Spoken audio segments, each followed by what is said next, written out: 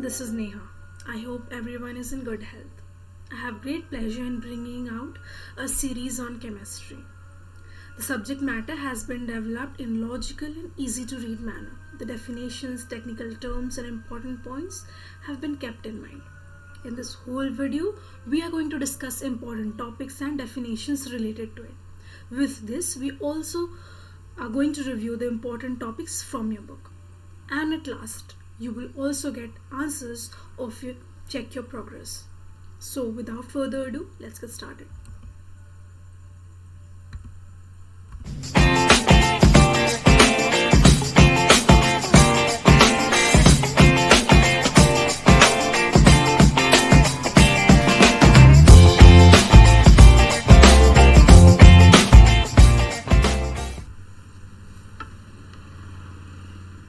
In the previous video, we dealt about mixtures, type of mixtures, and what is the need to separate mixtures.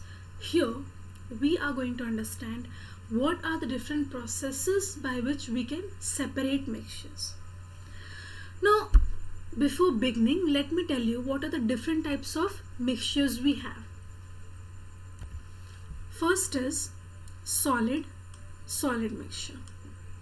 Then we have solid liquid mixture, and the last one are liquid mixture. So all these three types of mixtures we are going to discuss in details. So let's get started. Solid mixtures are separated by some of the common methods like hand picking, sieving, winnowing, and magnetic separations. And one more method is sublimation. Here in sublimation, we will deal with what is the principle which lies behind using the method of sublimation, what is the technique that we use to separate the mixtures, and at last what are the examples which go with sublimation process.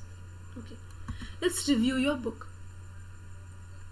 Now, as I have told you that solid mixtures are separated by hand picking method. Now what is hand picking? As you can see in the picture, the unwanted particles are separated from the wanted particles by picking them or picking the unwanted particles with the help of our hand. That is hand picking method. Okay, and the most common thing in which we use this process is rice. Okay, next is sieving. Okay, in case of sieving, what we do, usually a net like thing is used, as you can see in the picture, and the solid mixture is passed through this net like thing, and here what we get, here the substance that we get is the wanted one. Clear? So this is the process of sieving, and what is this? The net like thing is known as sieve, through which we filter the wanted particles from the unwanted particles. Winnowing. Now winnowing is the most common method which we basically use in the villages to separate the wheat grains from the chaff. Okay, and the last one is magnetic separation. In case of magnetic separation, what happens? It is usually applied in the particles in which solid substances are mixed with iron. Since iron has affinity for magnet, therefore these type of separations are only applied to the mixtures which contain iron. Okay, so that was magnetic separation. Moving on to sublimation. Now what is sublimation? Sublimation is the process in which the solid directly changes to the vapor state without passing to the liquid state. Okay, so this is sublimation. Suppose, take the example of naphthalene balls or ammonium chloride. Okay, naphthalene balls is easily available in our homes.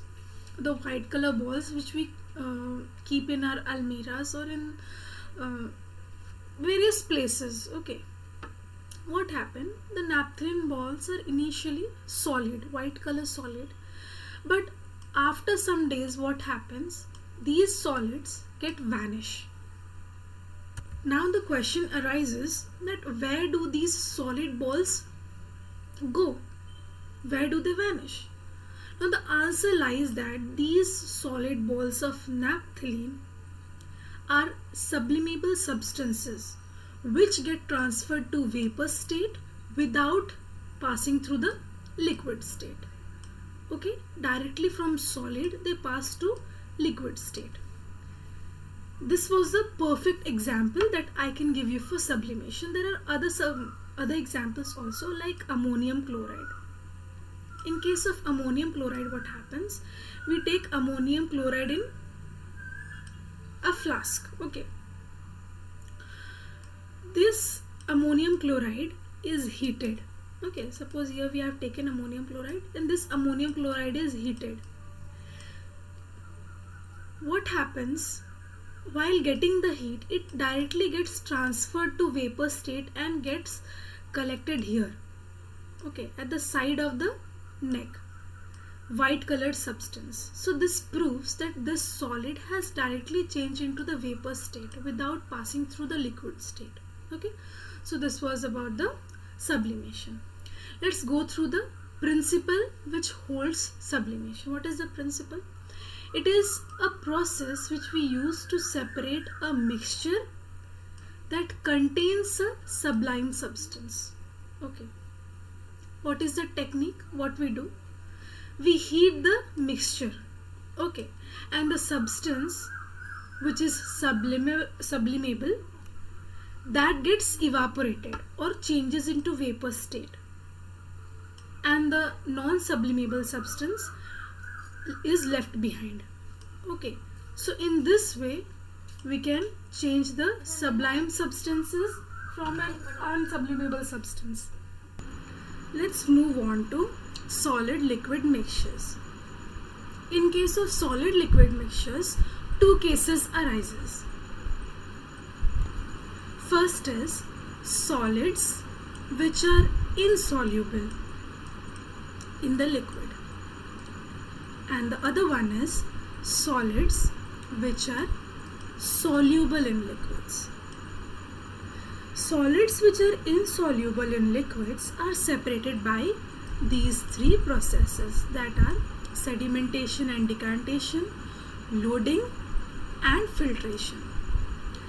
And the solids which are soluble in liquid are separated by evaporation, crystallization, or they can be separated by distillation. Let's understand these terms in details. First we will deal with sedimentation and decantation. In case of sedimentation, what happens? The insoluble heavy solid particles which are present in the solid liquid mixtures, they settle at the bottom of the container. Let me explain it to you with an example. Suppose you have taken a beaker which is filled with muddy water. Okay, what is muddy water? The water which has some content of mud as well as water in it. These are the mud particles present in the water. Now when you leave this water for some time, say 4 hours, these small particles of mud will settle at the bottom of the container. Now this process is known as sedimentation. Sedimentation has two terms in it. First is the sediment which settles down at the bottom is known as sediment. Okay, and the clear water which is left behind after these materials settle down is known as supernatant liquid. Okay, so this one is your supernatant liquid.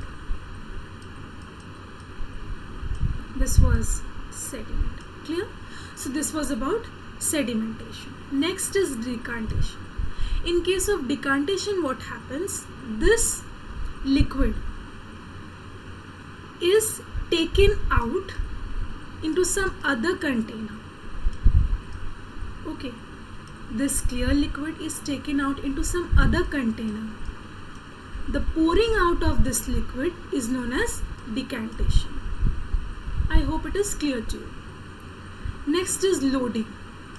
In case of loading, what happens? This whole process of sedimentation is made faster by adding a chemical substance to it, which the chemical substance can be alum. When you add alum to this, what happens? The sedimentation process is much rapid. Suppose earlier this whole process was taking 4 hours. After adding the chemical substance or alum, it took around 2 to 3 hours, which means the whole process of sedimentation was made much more faster. This whole process of adding a chemical substance to the process of sedimentation is known as loading. And the last one is filtration. In case of filtration, what happens? The insoluble solid particles are too fine to be separated by this sedimentation process. In case of sedimentation process, what happens? The solid particles are larger in size. So the larger particles, what happens? This easily settle at the bottom. But the finer ones, they still remain at the surface, or you can say in the upper parts of the liquid. So in order to separate these smaller particles, we use the process filtration. Clear? So these 3 processes were for separating the liquids which are insoluble, separating the mixtures in which the solid particles were insoluble. Clear? Moving on to the processes which we use to separate the solids which are soluble in the liquid. Okay? First is evaporation. In case of evaporation, what happens? The liquid which is present along with the solid, that gets evaporated. The liquid which is here, these are the liquids in which the solids are present. This liquid gets evaporated when we apply heat to it, which is known as evaporation. And the only particle which is left behind is the solid. Clear? This was about evaporation. Next is crystallization. Crystallization is the process of separating pure solid in the form of crystals from its solution. Evaporation also dealt with the same thing, but in case of evaporation we don't get pure solid, but in case of crystallization you get pure solid form. That is the main difference between evaporation and crystallization. And the last one is distillation. Distillation is a little bit lengthy process in which the solid liquid mixture is initially heated in a flask. Okay, here it contains the mixture. While heating, what happens? The vapor of the liquid comes out. Okay, this vapor is again collected in some other container. Okay. This whole process is known as distillation. So let me summarize to you what is distillation. In case of distillation, what happens? Both the solid and the liquid mixture is present. Okay, that particular submixture is heated. While heating, what happens? The liquid gets evaporated. Now this liquid which is evaporating is collected in some other container. This whole process is known as distillation. Okay, the whole thing is clear. Let's review your book. Sedimentation and decantation. This process deals with when the solid is insoluble in the liquid. Clear? Sedimentation is the settling down of insoluble heavy solid particles in the solid liquid mixture at the bottom of the container. As you can see, this was muddy water. After leaving it for some time, what happens? All the sediments get collected at the bottom. Sedimentation has two terms. First is sediment and the other is supernatant liquid. The clear liquid which is left behind is the supernatant liquid, and this is the sediment. Okay, so this was about sedimentation. Decantation. Decantation is the process of pouring the clear liquid without disturbing the sediment. So we do this decantation process in a very manner in which the sediment which is settled down is not disturbed. What is the example? Sand in water. So here the sand forms the sediment and the water is the clear liquid which we call it as supernatant liquid. Clear? Next is filtration. Now filtration is the process of separating the fine insoluble solid particles from the solid liquid mixtures. In case of sedimentation, what was written? In case of sedimentation, it was written that the insoluble particles are heavy. But in case of filtration, the particles which are insoluble are too fine. Clear? What is the principle behind it? The principle is separating the constituents of the heterogeneous solid liquid mixture in which the solid particles are very lighter and they are insoluble in the liquid. Clear the principle which lies behind the filtration. What is the technique that we use in filtration? The mixture is allowed to pass through the filter, or you can say filter paper, which has pores in it. You have seen that we use a funnel. Okay, in which a filter paper is placed. Filter paper is like a cone, and in this the water is added, and whatever particles, fine particles, settle here, and we get the clear water at the bottom here. Clear? So this was filtration. Let's go through the example. What is the example? Chalk powder when you add with water. So the chalk powder is very fine, so they get settled in the filter paper and you get the clear filtrate. Here you can see in filtration also you have two terms. One is residue and other is the filtrate. Now what is residue? These particles which are left behind are the residue. Okay, and what is the filtrate? The liquid that passes through the filter paper is the filtrate. So this liquid what you get after doing the filtration process is the filtrate. Clear? Moving on to evaporation.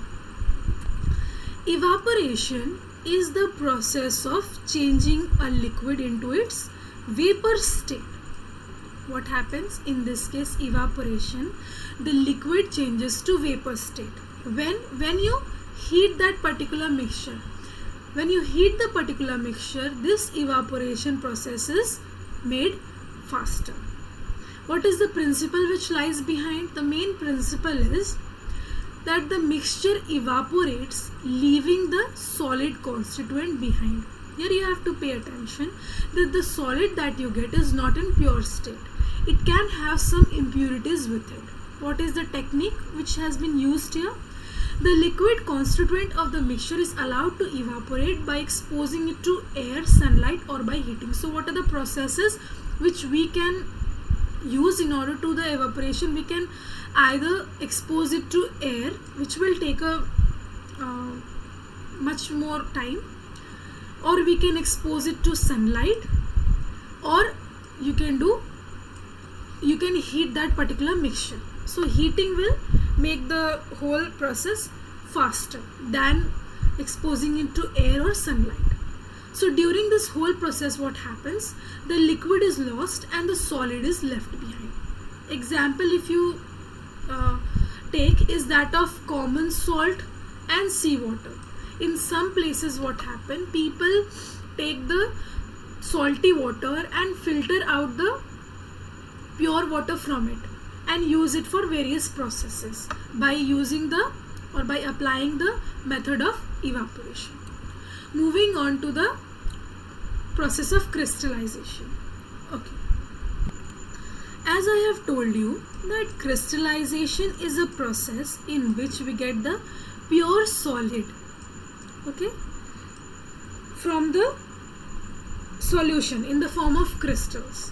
Now one question may arise in your mind, that what are crystals? Crystals are actually solids which have a definite shape of their own. Okay, so those are known as crystals. Now what is the basic principle which lies behind crystallization? The pure crystals of a solid separate out on cooling its hot saturated solution. So in order to do the crystallization process, we have to make the whole solution saturated. Then only the crystallization process can be made. But in case of evaporation, what happened? In case of evaporation, no such thing was done. We don't have to make the whole solution saturated. We just have to take the mixture of solid and liquid, and we can either expose it to air or sunlight, or we can make the whole process faster by heating it, as you can see here. But in case of crystallization, you can get the crystals only when the whole solution is saturated and you cool that saturated solution. Then only you get the pure crystal. What is the technique? The solution is heated and more solid is added to the solution till it becomes saturated. As I have told you that you have to make the whole solution saturated. Okay, how? By adding more of solid to it. Then what happens? Then you have to cool that particular solution. When you cool that, after that the crystals are separated by filtration, and then you have to dry that thing. Okay, what is the example? Common salt. How do you obtain common salt from seawater? That particular common salt is filled with impurities when you take out from the sea. So it is purified by the process of crystallization. Okay. What are the impurities? The impure samples of, you can get copper sulfate, alum, and all these are purified by using the process crystallization. Moving on to distillation.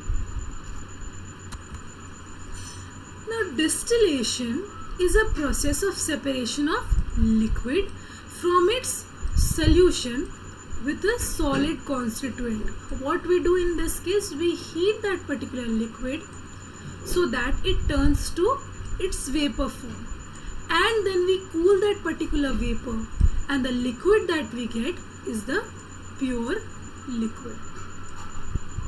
Okay, what is the principle? This method is used to recover both the dissolved solid and the liquid from their mixture. Clear the principle, what is lying behind distillation? What is the technique that we use?